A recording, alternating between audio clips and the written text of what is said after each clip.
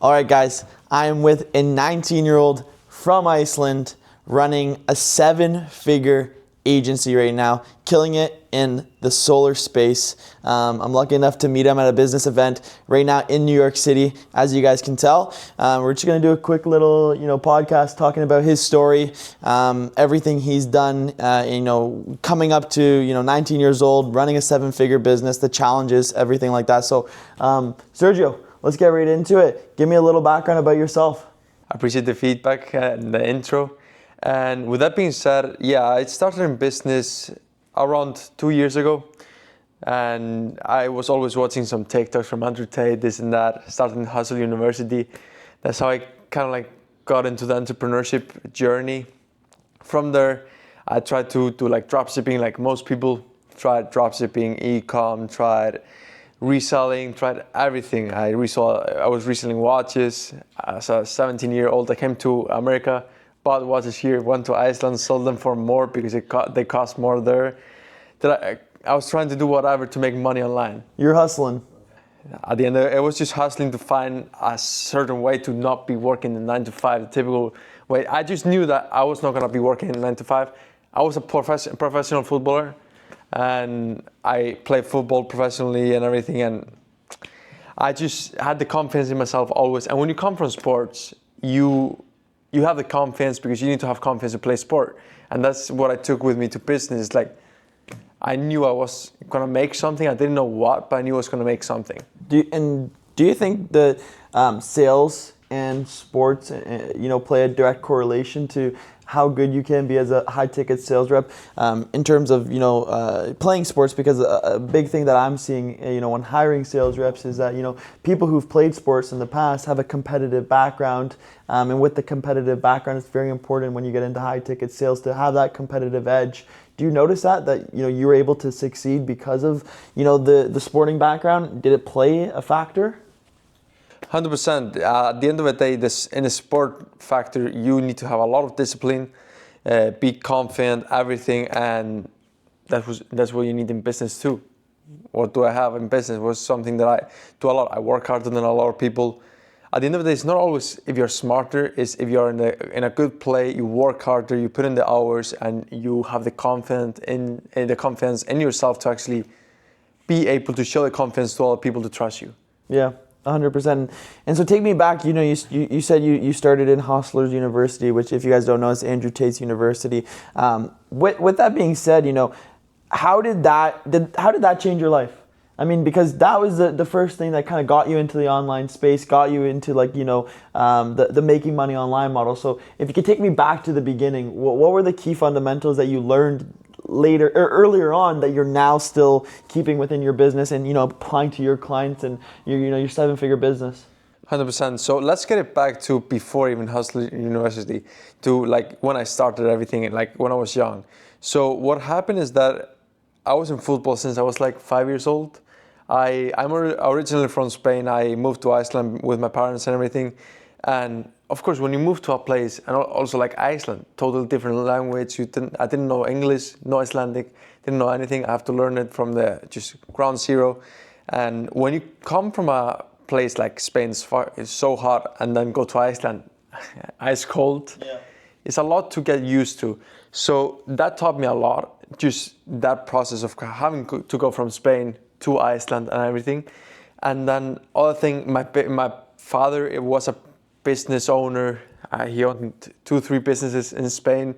I saw him work hours and hours, and I learned from him not only what to do, but more importantly, what not to do. Because at the end of the day, I always say you need to see what people do, but not only that, but what people do incorrectly. Because you just need to know what not to do, not always what to do. Because if you don't fail as often by not making as many mistakes, it's more simple to actually succeed. It's as simple as that. It's a simple formula. Yeah. So let me stop right there. When you're looking at going into mentorships and when you're looking at to invest in yourself, and a lot of people, I talk to, they go into a mentorship because they want to get something out of it. They want someone to coach them or learn from them. Are you going into it on, like a devil's advocate on the same side as like, I want to learn what they didn't do properly, what now I can take into my business to, make me succeed better, like you're talking about with your father? 100%. This is something that a lot of people do incredibly with mentorships. They think that they're going to join a mentorship and that mentorship is going to make them rich. Doesn't work like that. It's like the mindset you should have going into a mentorship. I invested a lot of money into mentorships last year, only 40, 50K only into mentorships.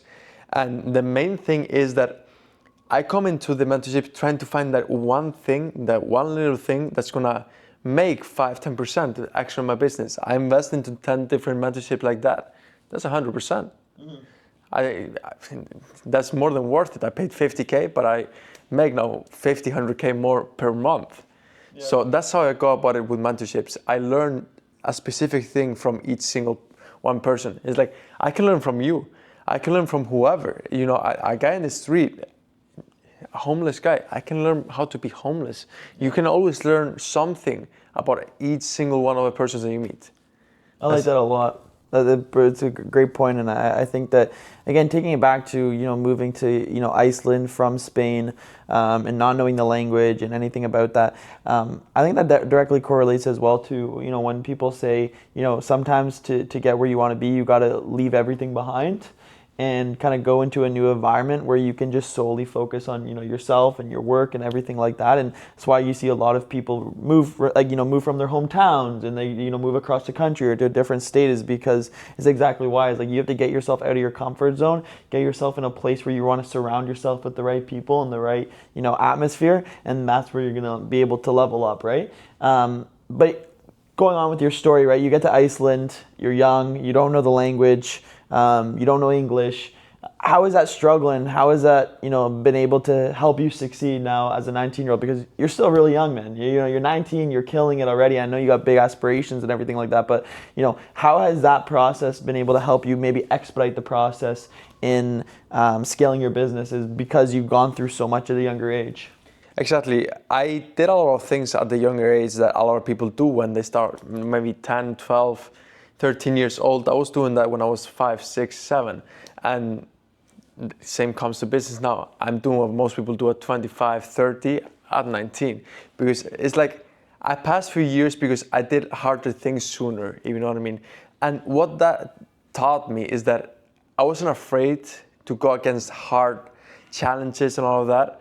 So I embrace it and I take them and try to solve them as fast as possible. So what happened is that when I started in entrepreneurship, for example, is that I took cold showers, all of that, but then I know all the gurus and everything say, take cold showers, do this, do that, do this routine.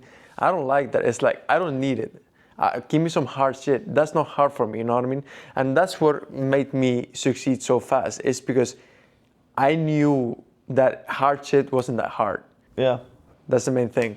I think a big takeaway I took, and it was from actually today at the conference, was talking to Cam, and when he said, that if your risks are not making you stressed at night and are not making you worried and thinking about it all day, every day, then your risks aren't big enough. But going off of that, what has been like the one main thing that you've been able to take into your business? From mentorship, from whatever, if I'm a person starting at a business in the online space, what's the biggest thing that you would tell someone starting out in a business? So one of the biggest things that I've learned was from one of my mentors, and he taught me that I shouldn't do everything myself.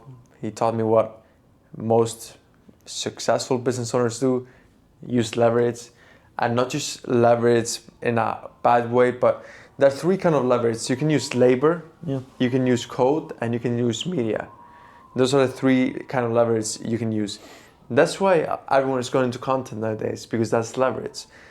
In the back, the Elon Musk, like Facebook, Meta, Apple, everything was made out of code. Mm-hmm. And then, like many, many years ago, it was all labor. All the like construction companies, richest people and everything. That was all labor. So those are the three ways to do it. And what that mentor taught me is that if you want to do labor, you need to only hire A players, no B and C players, because B and C players attract more B and C players, A players attract more A players. Simple as that. With code, you need to automate as many things as possible to make the A players focus on the right things. And then with content, you can use content so you don't need to repeat yourself 50 times every one time. So if I need to say this same thing to 50 people, I need to say 50 people, but with content, you can do it once and it's done. 100%. Simple as that. 100%. And you know, taking that method, how have you implemented that method into your solar business, which is doing seven figures a year, right? Yeah. So how I implemented the whole process is that we have a call center set in place for solo pros, and the main thing is that we have a lot of callers. We have two to 400 callers are on the lines, and we have to have systems set in place because to have so many callers streamlined and working and everything, booking appointments on the right time, right software, everything. We have to have everything streamlined. So we use automation so they don't have to think as much. We have a Google Maps software we use to actually see if they have solar already and everything. Everything's streamlined as much as possible. And then leverage, what do we do? I have a whole team that just focuses on hiring and firing all the time in the my call center. And we fire people every day and we hire people every day. Yeah. And it's as simple as that, because when I see someone that's not an A player, I'm not going to have them to track other people down in my team. Yeah. It's as simple as that. That's how I implemented it. And with media, at the end of the day, I just do one training with one person in my team, and then I just use that training forever. For everyone. Exactly. That's how you have to do it. Leverage your time, and your time is the most important asset, right? Something that, all these people are millionaires, billionaires, whatever it is they tell all the young kids, the one thing that you have that I don't have is time, right?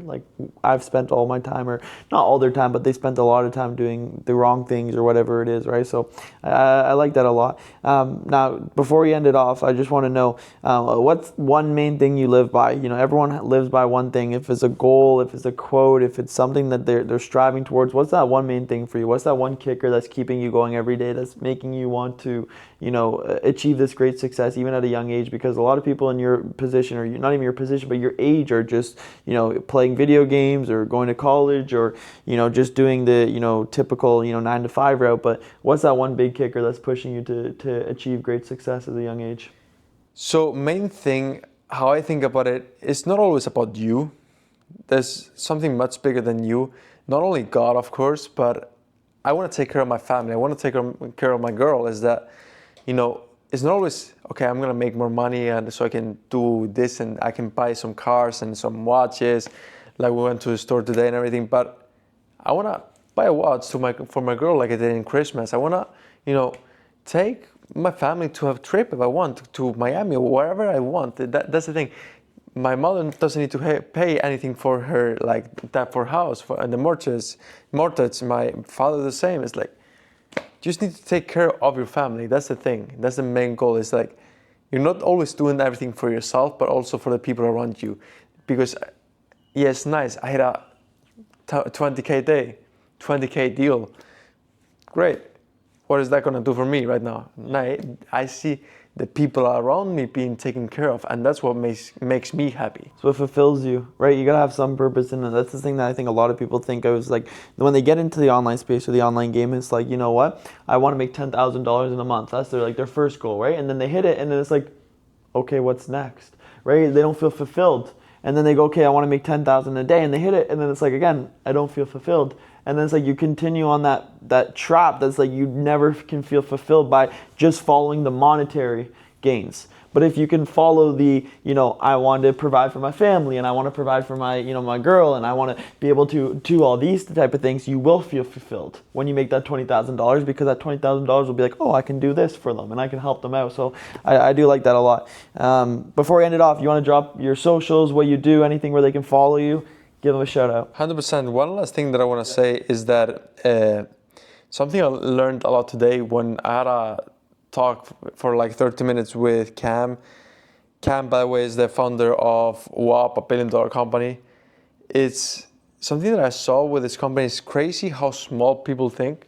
Yep. And I'm talking about myself. It's like I'm nothing. You know what I mean? 100K a month, 7 figures, whatever. 150K a month. It's nothing. Yeah. We're talking to guys that are making that in an hour, almost. Like, it's crazy to think about it. It's like you go into the office, like we went and I talked to the guy for like half an hour and everything. The culture that the team has, how they think, how they work as a team, the whole process, just the environment is crazy. And something that he said that I'm gonna take for sure into action is that if someone is doing A to B, I always say it, don't follow the crowd, but make the crowd follow you. Yeah. It's as simple as that. If you make the crowd follow you, you're gonna be the main guy. You're gonna be the market leader. If you're following the crowd, you're just one more. You're always one step behind. Yeah, exactly. So that's the main thing I would say. I love it. I love it. Well, yeah, that's it. Drop your socials if you want. Yes, so on Instagram is official Sergio Herrero.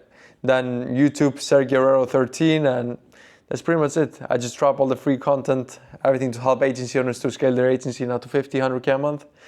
That's kind of like the route I'm taking right now. I'm scaling my agency, but I'm also giving all the SOPs, everything from my agency, the sales guides, everything that we use to agency owners. I have a few guys killing it right now, I scaled one guy from 0 to 100K a month in 5 months. Wow. So Life-changing. Yeah, that's the thing. At the end of the day, you just want to feel fulfilled by what you do, and scaling a person from 0 to 100K a month, that changes. I'm just changing his life forever. It's crazy. Yeah, exactly. Appreciate it, Sergio. Appreciate it, man.